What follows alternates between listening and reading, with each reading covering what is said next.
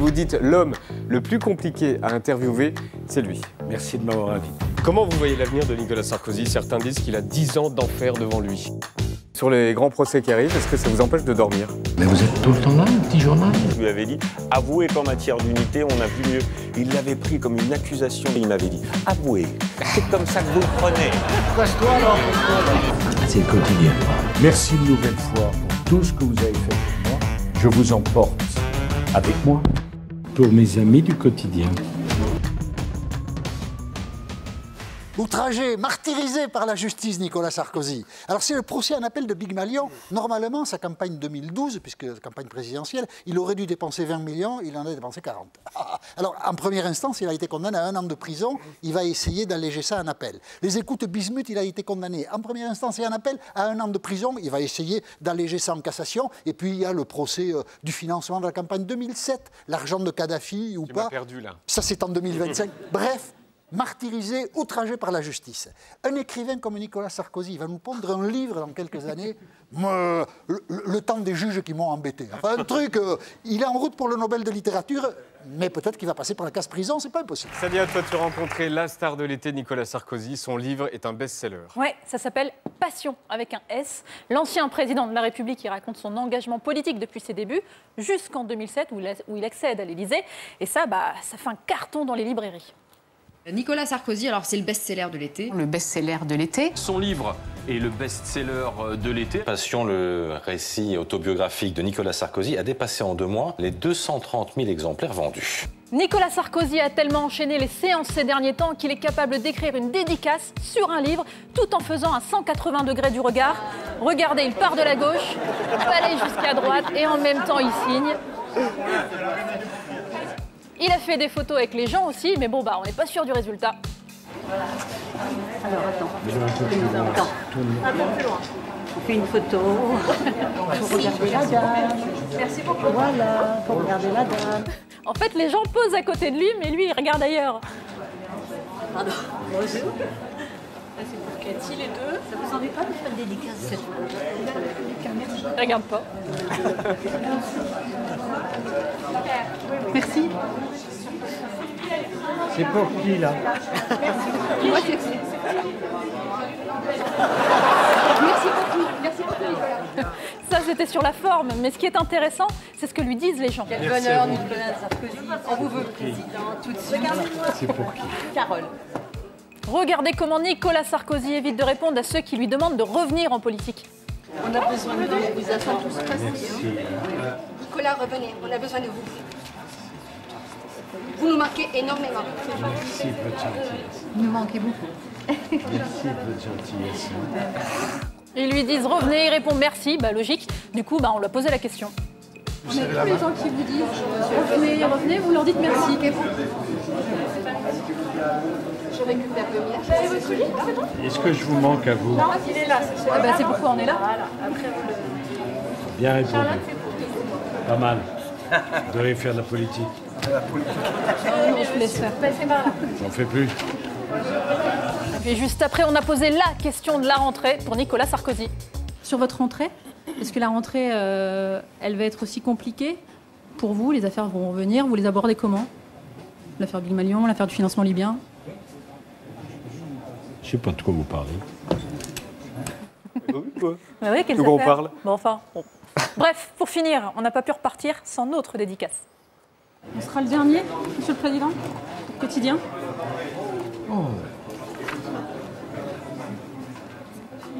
Pour mes amis du quotidien. Merci pour votre soutien. Si Constant, avec 3 points d'exclamation. C'est ironique. À vous de savoir si ce qui est important, c'est les points d'exclamation ou constant. Et si fidèle. avec 3 points de suspension. Alors moi, je pense que le plus important, c'est les guillemets sur le mot ami. C'est vraiment ironique. C'est ça le plus important. Nicolas Sarkozy. il va bientôt entrer au Panthéon. Non, pardon, je fais une confusion. Non, excusez-moi, il risque bientôt d'aller en prison. Ce n'est pas tout à fait la même chose. Je me suis trompé. Ça commence par la même lettre, mais non. C'est ça, oui. Il a été condamné cet après-midi par la Cour d'appel dans l'affaire Big Malion, financement illégal de sa deuxième campagne présidentielle 2012. 6 mois de prison ferme.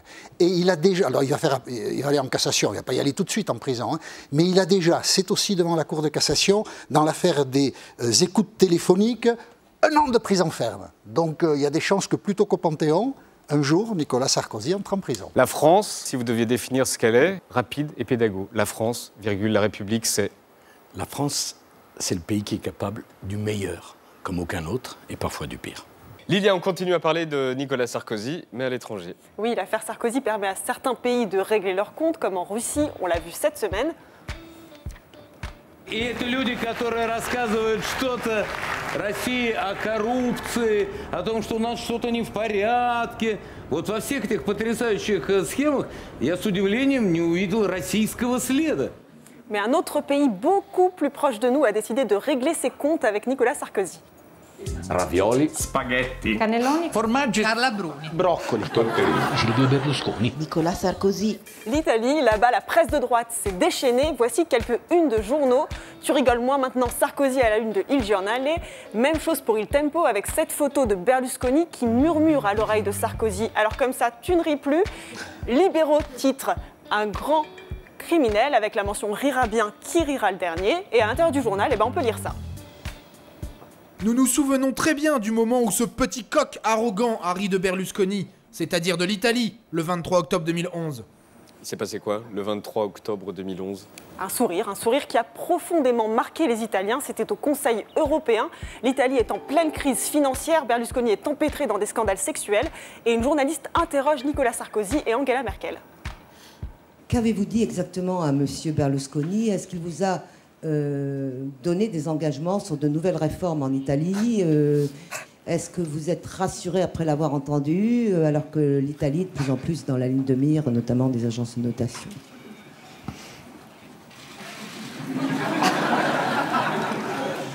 Nous étions ensemble dans ce rendez-vous. Le sourire de connivence des deux chefs d'État est vécu comme une humiliation par Berlusconi, qui démissionne d'ailleurs quelques semaines plus tard. Et Silvio Berlusconi, il a la rancune tenace. Quel souvenir vous gardez de l'ex-président français, Nicolas Sarkozy? La prochaine question? À ce point? Du coup, nous, on a regardé les chaînes du groupe Mediaset qui appartient à Berlusconi et eux non plus, ils n'ont pas oublié. Dans les reportages, on ironise sur l'ex-président français avec chanson d'Edith Piaf en fond sonore. Dall'altare alla polvere, dall'Olimpo all'ignominia di un'accusa pesante come un macigno, finanziamenti illeciti dalla Libia. Rien de rien. La parabola discendente di Nicolas Sarkozy, nei tempi in cui Sarko sdoganava in tutto il mondo la nuova immagine della sua Francia bling bling. Et même les Eric et Quentin italiens se sont bien marrés. Sarkozy? Sì, che salutiamo, che ci segue sempre. Per ora non ti posso seguire. Perché è stato messo in stato di fermo. Che fine indecorosa questo Sarkozy, eh? Sembrava De Gaulle e invece era Le Pen.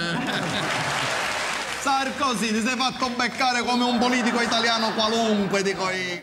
Vendetta, ça veut dire vengeance en italien. Comment vous voyez l'avenir de Nicolas Sarkozy? Certains disent qu'il a 10 ans d'enfer devant lui. Parce qu'il va y avoir des appels, ça va se prolonger. Ça va durer longtemps. 10 ans d'enfer. C'est une certitude, ça va durer longtemps. On parle de ces affaires-là, mais il y en a d'autres.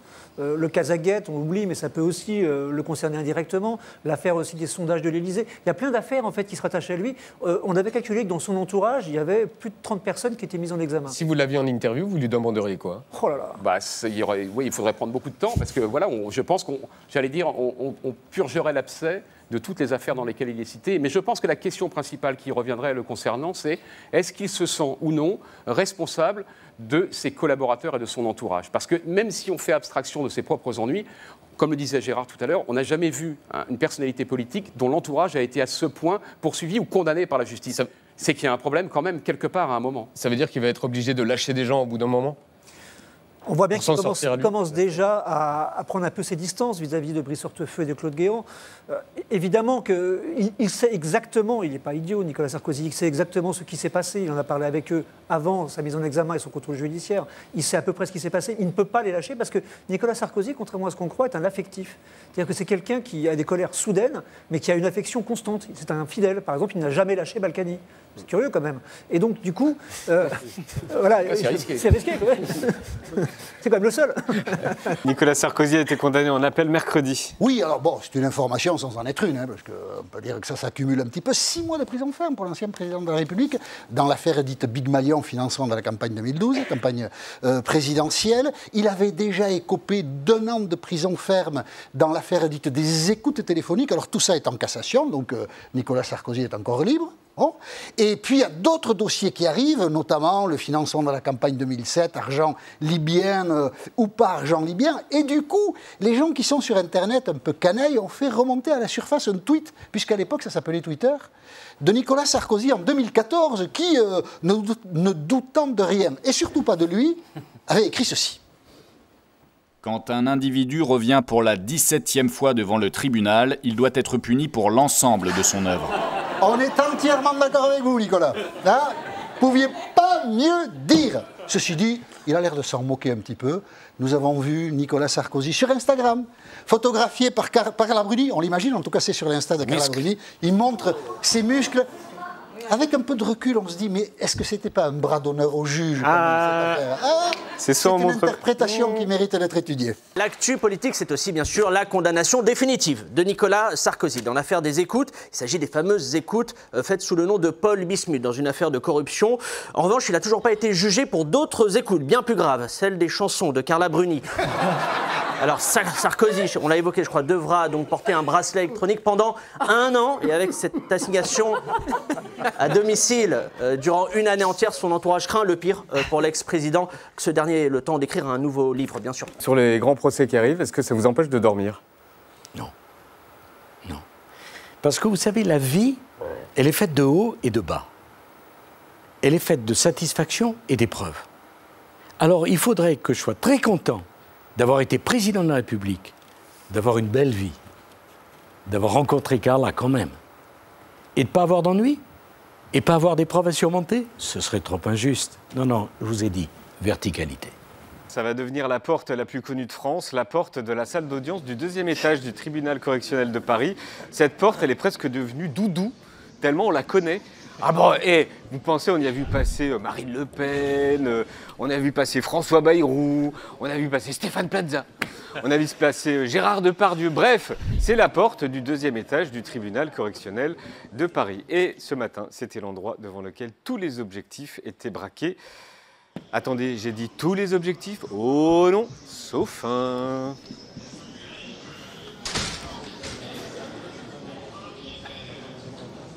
Bref, 13h39 et 26 secondes.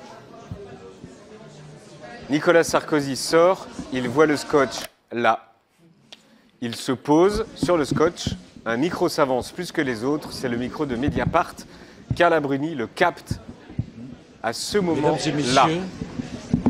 Là, elle le capte.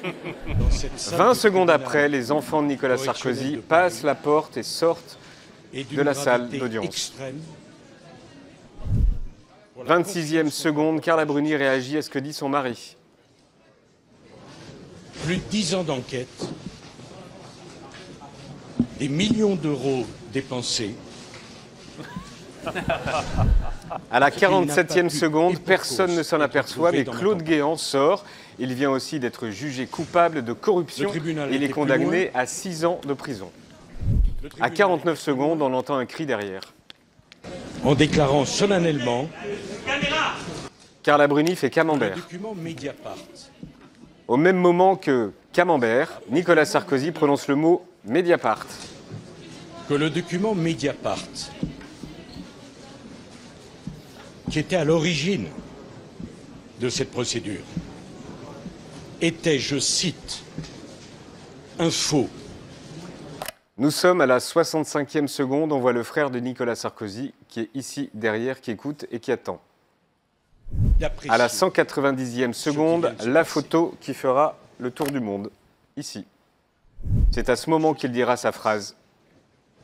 La haine n'a donc décidément aucune limite.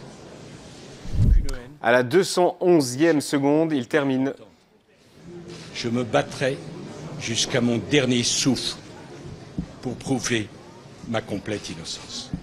Je vous remercie. Avant de partir, Carla Bruni arrache la bonnette de Mediapart. Vous voyez une injustice, une injustice, vous voyez une injustice, vous voyez une injustice. Donc jusque-là, le mot du jour était condamnation. À partir de là, le mot du jour pour les journalistes sur place a été bonnette. Oh, incroyable. Les gars, ça c'est la bonnette.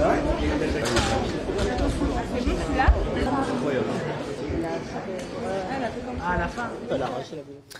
Ce que nous ne savions pas, c'est que pendant tout ce temps, un autre condamné attendait derrière la porte, l'ancien ministre Brice Hortefeux, qui attendait pour ne pas être filmé. Il sortira à la 24e minute. Il est reconnu coupable d'association de malfaiteurs et condamné à 2 ans de prison sous bracelet. Alors, il s'est présenté au tribunal dans son uniforme. L'uniforme, c'est le costume bleu nuit, la chemise blanche, la cravate bleu marine. C'est lui, en fait, qui a imposé ce code vestimentaire dans la classe politique française. Pourquoi il le porte? Parce que ce costume-là, cet uniforme-là... Avant, non. Avant lui, non. Avant lui, il y avait du gris, il y avait des rayures, il y avait du noir, il y avait autre chose. C'est vraiment lui qui l'a imposé ces dernières années. Pourquoi? Parce que ce code vestimentaire-là incarne une sorte de sévérité, d'austérité. D'ailleurs, un jour, il l'a expliqué que, selon lui, ce code vestimentaire-là était celui qui se rapprochait le plus de l'uniforme du policier. Donc, pour incarner comme ça l'autorité. L'ironie, c'est qu'avec ce costume de policier, entre guillemets, il va aller prochainement en prison. Quel mot vous vient pour qualifier cette condamnation? On commence par qui? Un mot, Nicolas. Mais je crois que Jean-Michel a choisi le bon terme, spectaculaire. Spectaculaire. Coup de tonnerre, déflagration, ou alors plus simplement surprise. Donc un mot, surprise, on garde. Voilà, stupeur. Comment? Stupeur. Stupeur. Mon image du jour, c'est l'image du jour, avec un I majuscule. Je vous propose de la regarder. C'est Nicolas Sarkozy dans ses bureaux de la rue de Miromesnil qui dit je suis très ému, les milliers de soutiens, ça m'a bouleversé, ça a bouleversé ma famille. Et il dit ça aussi. Je voulais que chacun d'entre vous comprenne que je ne me laisserai pas faire, que nous allons vaincre. Merci une nouvelle fois pour tout ce que vous avez fait pour moi. Je vous emporte avec moi. Non, pas partout, quoi. La musique, c'est moi qui l'ai rajoutée, parce que clair. c'est pas lui, mais c'est moi, parce que voilà, c'était l'image du jour. Voilà. Mais... Qu'est-ce qu'il y a Il veut nous emporter où? Parce que je veux pas aller là où il va, quoi. Moi, je vous dis, Nicolas, emportez-nous où vous voulez. Tu as pu échanger avec un des plus grands supporters du PSG. Pas n'importe qui. Un ancien président, Nicolas Sarkozy. Cette année, il a sorti le tome 3 de sa série de livres. Et donc, il a multiplié les séances de dédicaces un peu partout en France. C'était dans le sud, à Saint-Raphaël. Sarko accueilli en superstar. Je vais saluer tout le monde et je reviens. Bonjour. Bonjour, merci. Bonjour. C'est parti pour la séance de dédicaces. Bonjour, Monsieur le Président. Vous revenez quand? Non, mais parce que c'est la débandade, je ne pourrais pas dire. Hein? C'est pas fantastique. Sauver notre France. Très bien, vous nous manquez. Merci beaucoup. Pas... On entend beaucoup, il faut que vous reveniez en 2027. Vous leur dites quoi à vos fans? Merci. C'est pas mes fans, c'est des Français. Pas simplement mes fans, c'est des Français avec qui on a partagé des souvenirs. Des fans. Comme s'ils n'avaient pas de cerveau. Des Sarkozy fans. Sauf que quelques instants plus tard... Mon mari est fan, il a tous les t-shirts. Depuis le premier jour. Depuis le premier jour. Merci de votre gentillesse. C'est pas moi qui l'ai dit là. Ah, c'est pas moi qui l'ai dit le mot fan là. Vous avez déjà écrit 2 livres? Oui. À peu près. Au moins, il y aura un 3e? Sur Nicolas Sarkozy? Oui. Ah oui, ça veut non, mais dire ça oui. commence, enfin, je veux dire, on a un peu l'impression que c'est un peu un homme du passé maintenant. C'est un peu votre muse, hein, il vous inspire beaucoup quand même. Non, mais en réalité, c'est plutôt l'inverse de ce qu'on pourrait imaginer, c'est que c'est un peu lassant au bout d'un moment, et très sincèrement, si on pouvait passer à autre chose... Vous n'avez pas l'air d'être lassé quand même. Bah, non, mais c'est les faits qui nous rattrapent, mais si on pouvait passer à d'autres personnages, ça ne nous ferait pas de mal. Le dialogue freudien du jour fait un peu peur. LCI, hier. Est-ce que vous excluez complètement qu'une opération d'assassinat ciblé de Kadhafi ait pu être menée sans que vous soyez au courant? Oui. Si nous avions voulu tuer que Nicolas Sarkozy décide de tuer... Freud, si tu nous regardes. Vous avez interviewé François Mitterrand, vous avez interviewé Jacques Chirac, vous avez interviewé Nicolas Sarkozy, François Hollande, Emmanuel Macron, mais vous dites l'homme le plus compliqué à interviewer, c'est lui. Madame Autel-Krief, vous vous trompez. Vous devez être honnête. Vous devez être honnête, ce que vous venez de dire est malhonnête. Et permettez-moi de vous le dire bien en face. Faites très attention au vocabulaire que vous employez. Parce que je ne suis pas quelqu'un qui plaisante. Donc vous ne parlez pas de moi comme un voyou. Mesurez votre vocabulaire. Ouais, c'est un montage, hein. Oui, attention, oui, bien sûr, c'est un précise. montage. Non, bien sûr, c'est un montage. C'était pas un assassinat en règle comme ça. Hein. J'ai pu en placer une Non, quand vous même. avez pu en placer une. Mais comment on sort d'une interview comme ça? En forme. Un match. C'est un match, mais toute interview est un match, sauf quand ce sont des situations... je crois qu'il était content. Il était content parce qu'il aime ça. Ouais. Parce qu'il aime que ce soit un moment de télévision, que ce soit un moment où... moi, j'ai toujours pensé que quand on va chercher les gens au fond, c'est là qu'ils sont les meilleurs. Et c'est quelqu'un qui comprend ce langage-là. Donc, je pense qu'il était content, oui. Un agneau, je vous dis. Depuis quelques jours, Nicolas Sarkozy est un agneau. Bonjour, Nicolas Sarkozy. Bonjour, merci de m'avoir invité. Bonjour. Un agneau à s'excuser de parler tout le temps. Pardon. C'est d'ailleurs ce qu'on appelle, la responsabilité d'un homme d'État. Eh bien, écoutez vos sympathisants. Pardon, excusez-moi. Et il a refusé. Pardon, excusez-moi. Les journalistes, ils sont gentils. Tout le monde est gentil. Même Valérie Pécresse, qui a choisi de soutenir Juppé, elle est gentille. Une réaction, Nicolas Sarkozy? Non, mais elle a le droit, on est quand même libre. Je ne vais pas faire de procès à qui que ce soit parce qu'il fait un choix. Elle est gentille, Valérie Pécresse, mais je vais quand même lui foutre un petit coup comme en passant, mine de rien. Mais Valérie Pécresse avait choisi François Fillon, elle a choisi de laisser François Fillon, ce qui pour lui certainement pas sympathique, pour choisir Alain Juppé. C'est son droit, je n'ai pas de commentaire à faire. Elle est gentille, Valérie Pécresse, même si c'est une girouette, elle est gentille. Pour le reste, elle a été ma ministre, je lui ai donné l'investiture pour les élections régionales, et demain, quand il faudra tous se rassembler, on se rassemblera. Même si c'est une girouette qui me plante un couteau dans le dos, elle est gentille, Valérie Pécresse. C'est comme François Bayrou, il est gentil. Je n'ai aucun problème personnel avec François Bayrou, j'ai un problème stratégique. Oh, il est gentil, même si... Voilà quelqu'un qui a été 3 fois candidat à la présidence de la République, 3 fois il a échoué au premier tour. En 2012, il a voté avec enthousiasme pour François Hollande. On ne peut pas être un pied dedans, un pied dehors. C'est d'ailleurs le problème de M. Bayrou. Mais il est gentil, hein, François Bayrou, il est gentil. Il veut une nouvelle tranche d'impôt sur le revenu, il veut l'augmenter, il est contre l'interdiction du voile, il veut le droit de vote pour les étrangers. Une obsession, moi? Non. Retour pub, il parle de quoi? Je vous le donne en 1000.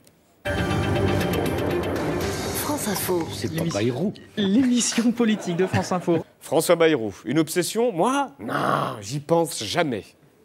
Moi, j'ai dit très clairement que si j'étais choisi, je confierais Matignon à François Barouin. Barouin. Qu'est-ce qu'il vous a fait, François Bayrou? Rien. Simone Veil, la grande Simone Veil, m'avait mis en garde sur Bayrou. Et vous mettez en garde Emmanuel Macron? Non. Bah si, François Bayrou a toujours trahi ceux qu'il a choisis. Bah ça, c'est pas une insulte, c'est une réalité.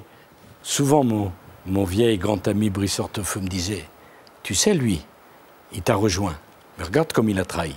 Et il disait toujours, Brice, qui trahit, trahira. Et c'est un grand défaut que j'ai. Parfois, je m'enthousiasme trop. Et j'oublie. Qui trahit, trahira.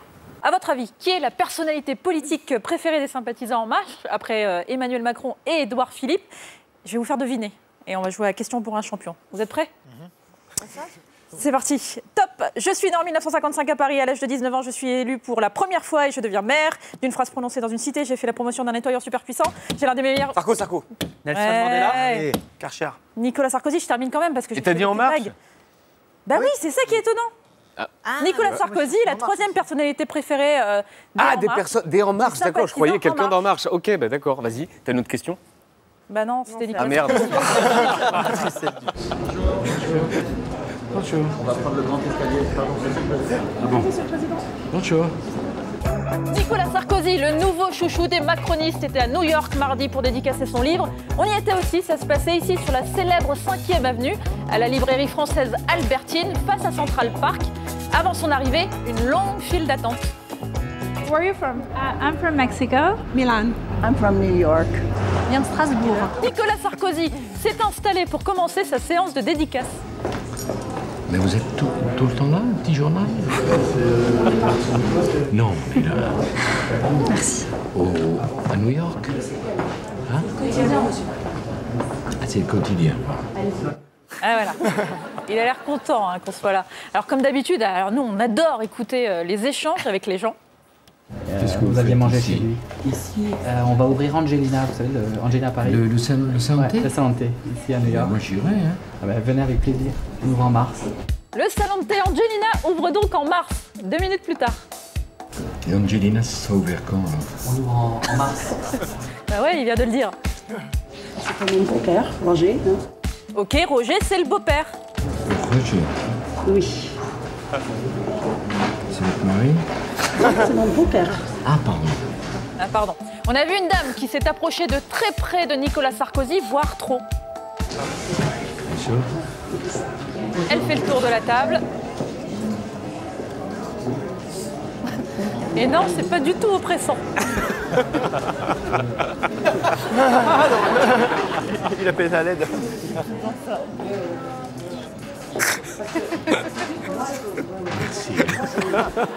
On a vu les gens défiler et comme on est à New York, eh ben, certains parlent anglais. Oh my God, sir.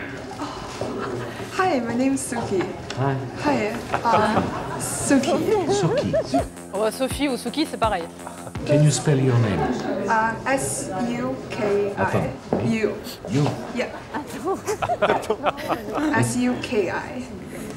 Et là, on voit bien la fille derrière, l'ancien président. Résultat, la dame est repartie avec une grosse rature sur la dédicace. Et à un moment, il y a eu la question venue de nulle part. Je voulais vous poser une question. Comment vous faisiez pour dormir? Pour dormir? Quand vous étiez président, vous arriviez à dormir sans... Enfin, je veux dire, vous n'aviez pas la tête pleine de... Si je prenais des médicaments? Non, pas du tout, mais est-ce que vous dormiez beaucoup, pas beaucoup Pas beaucoup, mais comme maintenant, mais je dormais bien. Et écoutez le conseil sommeil de Nicolas Sarkozy. Moi, je ne sors jamais, je me couche tôt, et je me lève tôt. Vous savez, quand on se lève tôt, on dort bien. Julien, vous avez interviewé Nicolas Sarkozy. On va voir un petit extrait. Vous êtes toujours aujourd'hui mis en examen. Est-ce que si vous l'êtes en 2017, vous serez candidat à la primaire et à la présidence de la République? Question simple. Est-ce qu'à un moment dans notre pays, on peut attacher aux valeurs de la République que sont la présomption d'innocence, le respect de la personne? Je crois qu'il serait important, et vous savez, c'est un message, pas pour moi, je n'ai pas à me plaindre, je peux me défendre. En fait, juste avant, je lui avais dit... C'était en 2015. Voilà, juste avant, il y avait un sujet sur la désunion au sein des Républicains. Et en sortie de sujet, je lui avais dit, avouez qu'en matière d'unité, on a vu mieux. Il l'avait pris comme une accusation de la part d'un juge et il m'avait dit, avouez, c'est comme ça que vous le prenez. En France, maintenant, l'actu, c'est quoi? C'est Nicolas Sarkozy qui a officiellement perdu sa Légion d'honneur après sa condamnation dans l'affaire des écoutes. Alors, on se souvient que Macron était pourtant contre, car pour lui, voilà, il faut respecter l'homme qui a servi la France, mais surtout le héros qui a écouté en entier un album de Carla Bruni. C'est la chanson que vous avez écoutée tout l'été, c'est ça. Mais quel est donc ce quelque chose? C'est la question que tous se posent. Quel est ce tout quelque chose-là? Quel est ce bijou d'ici-bas? Le droit de réponse de la semaine. C'est celui d'un ancien président. Rappelez-vous, vous allez voir, il y a un mois, on vous avait diffusé cette séquence lors d'une séance de dédicace de Nicolas Sarkozy à Provins. Une dame un peu insistante lui avait demandé ceci. Ah oui. Est-ce que je peux rentrer avec toi à Paris, là, après la dédicace? C'est difficile parce que je rentre pas à Paris. Ah, est-ce que je peux avoir ton numéro alors pour t'appeler et convenir d'un rendez-vous? Oui. Oui, mais vous êtes d'accord? Non, j'ai que le numéro du bureau, j'ai pas de... Ah oui, oui, non, mais oui, après la dédicace. D'accord, merci. tes cheveux. Bien sûr. Mais je peux te donner le tien si tu veux. Tu me feras un bisou? Oui, en bas. La dame voulait donc rentrer à Paris avec Nicolas Sarkozy, mais lui, il lui avait dit qu'il rentrait pas à Paris. Sauf que 2 minutes plus tard, on avait appris le contraire. Cet après-midi, je suis très chargé. Je suis au Parc des Princes. Le Parc des Princes qui se trouve à Paris. Nous, cette semaine, on a revu Nicolas Sarkozy. Il était encore en séance de dédicace, mais à Toulouse, cette fois-ci, il nous a parlé de la fameuse séquence qu'on vient de voir. Qu'est-ce que vous m'avez fait rire avec... Vraiment passé pour un couillon avec l'adresse, là. Ah. Et vous lui avez menti pour vous retourner à Paris? C'est vrai, j'ai menti. C'est vrai, j'ai manqué, mais j'ai menti pour pas vexer. Hein. Ah bah c'est bon que ça va pas vexer. Le mot magique pour les enfants, c'est... Merci. Merci. Bonbon. Pardon. Ouais, bonbon. Mais Bah, merci, merci, s'il vous plaît, tout ça, voilà. Alors, pour les adultes aussi, il y a un mot magique, mais c'est pas le même pour tout le monde. Hier, vous avez été passionné par cet échange entre le président Nicolas Sarkozy et une journaliste de France Bleu, Pays de Savoie. Monsieur Sarkozy, vous êtes de retour. On s'installe d'abord. Pardon. Alors, rappel, nous sommes à Thônes, en Haute-Savoie, pour la commémoration du plateau des Glières. Au début, on ne comprend pas la tension entre les deux. Monsieur Sarkozy, vous êtes de retour. On s'installe d'abord. Pardon. Alors, il se tourne vers sa conseillère communication pour qu'elle donne le mot magique à la journaliste de France Bleu. Bonjour. Bonjour. Allons-y. Voilà. On reprend depuis le début. Président. Monsieur le Président. Monsieur le Président Sarkozy, vous êtes de retour ici. Avec Nicolas Sarkozy, le mot magique est « Monsieur le Président ». Vous le saurez si vous croisez Nicolas Sarkozy. Nous avons une pensée pour la journaliste de France Bleu, Pays de Savoie, qui s'est fait envoyer bouler parce que... Bonsoir Nicolas Sarkozy. Bonsoir, merci de m'avoir invité. Bonsoir Nicolas Sarkozy. Bonsoir, monsieur Boulot. Nicolas Sarkozy, bonsoir. Bonsoir, merci de m'avoir invité. Bonsoir Nicolas Sarkozy. Bonsoir Nicolas Sarkozy. Bonsoir Nicolas Sarkozy. Bonsoir. Et là, tout passe. Alors pourquoi? Pourquoi a-t-il, à ce moment précis, décidé de se faire France Bleu Pays de Savoie? Nous avons enquêté et nous avons trouvé une règle qui vaut ce qu'elle vaut. Hein. Les mots « Monsieur le Président » sont obligatoires lorsque les conditions suivantes sont réunies. Petit 1, quand il y a du soleil. Petit 2, quand il y a de la neige. Petit 3, quand il y a du soleil qui se réverbère sur la neige et que ça te flingue les yeux. Et je rajoute, quand il y a du soleil sur la neige, que ça te flingue les yeux et qu'ils te font marcher 10 bornes en pompe de ville sur la neige qui te flingue les yeux. Mais il y a surtout un petit 4. Quand il y a un président en exercice à moins de 100 mètres à la ronde, il faut l'appeler président. Ou plutôt, quand il y a un président en exercice plus jeune que lui, à moins de 100 mètres à la ronde, il faut l'appeler président. Ou plutôt, quand il y a un président en exercice plus jeune que lui, à moins de 100 mètres à la ronde, que les gamins adorent. Là aussi, monsieur.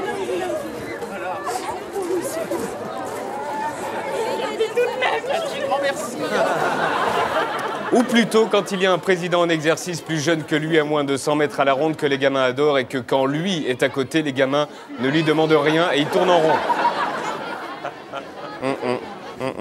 Ou plutôt, quand il y a un président en exercice plus jeune que lui, à moins de 100 mètres à la ronde, que les gamins adorent, et qui lui a mis une main sur le genou. Les élèves des écoles de Thônes et de la Balme de Thuy, accompagnés par des Thuy, et que t'as les yeux flingués par le soleil, qu'on t'oblige à faire une rando sur la neige avec tes pompes de ville, et à la fin t'as un micro de France Bleu Pays de Savoie qui se pointe comme une fleur avec un grand sourire et qui t'appelle Nicolas Sarkozy. T'as envie de lui dire... Casse-toi là, C'était la règle. Et bien voici la suite et la fin de la cérémonie des faillots d'or. Je vous rappelle que les faillots d'or, c'est un faillot qui est remis à celui ou celle. Car il y a aussi des faillottes, hein, Karine Le Marchand. Nicolas, si vous avez besoin de quelque chose. Bref, le faillot d'or est remis à celui qui est allé le plus loin dans la flatterie envers Nicolas Sarkozy. Et le gagnant, l'armière, est... Christian Estrosi, il a annoncé son intention de donner le nom Nicolas Sarkozy au parvis du futur hôtel des polices. Le faillot d'or est attribué au maire de Nice, Christian Estrosi. Il propose que ce parvis qu'on va voir, le parvis de l'hôtel de police, porte le nom de Nicolas Sarkozy. Ce parvis sera pas loin, d'ailleurs, on l'a dit hier, de la rue Jacques Médecin, du nom de l'ancien maire condamné pour détournement de fonds, recel et corruption. Oui! Bravo Jacques Médecin. Et pas loin de l'allée Charles Pasqua, multicondamné aussi et inauguré en 2018 par... Allez, merci.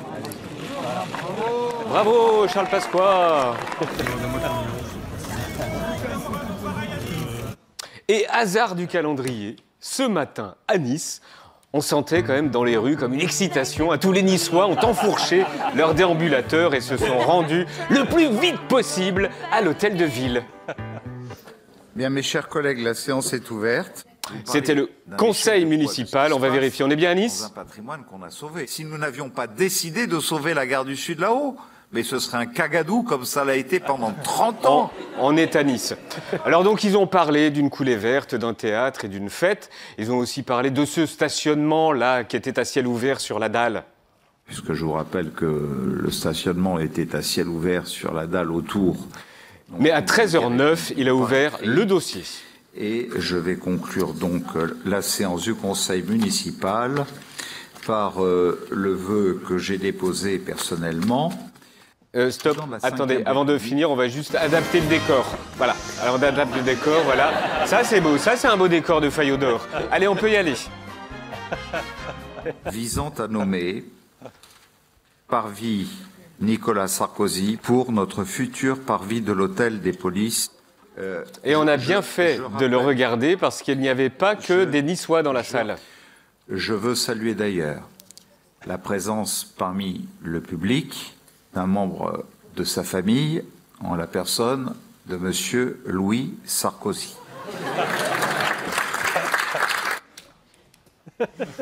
Donc ce matin à Nice, Louis Sarkozy était présent et voici le maire de Nice en toute objectivité.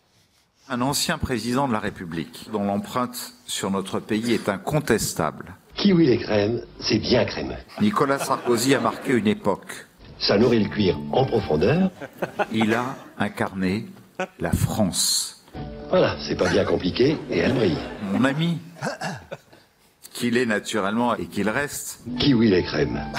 Voilà un cirage. Un grand président de la République, en même temps qu'un ami fidèle. Kiwi, un conseil de connaisseurs. Avant de passer au vote, il a donné la parole aux oppositions. Tout d'abord, ce vœu. Madame Chenel. C'est quand même incroyable que les Niçois voient dans leur ville le nom d'une esplanade portée à une personnalité qui a été condamnée définitivement dans l'affaire Bismuth, je le rappelle. Oh,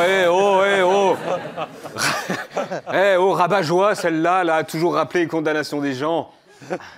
Madame Granouillac, vous souhaitiez vous exprimer ? Ce que je proposerais, peut-être, puisque nous sommes en déficit de noms de femmes, allouer le nom à Martine Montel, qui était la première femme non condamnée, commissaire de police. Merci. Oh, ça va, il y a 1500 rues à Nice, rues et voies à Nice. Sur les 1500, il y en a quand même 82 qui portent des noms de femmes. Qui est pour ? On est à Nice, hein. Eh bien, mes chers collègues, nous venons de décider que le parvis de notre futur hôtel des polices portera le nom de Nicolas Sarkozy. Applaudissements de Louis Sarkozy et le maire a clôturé en lisant un extrait de l'hebdo d'extrême droite Valeurs Actuelles. Et permettez-moi, en la présence de son fils Louis, qui hier a signé une très très belle tribune dans un magazine français. Merci à toutes et à tous. Le conseil municipal est levé. Merci Nice.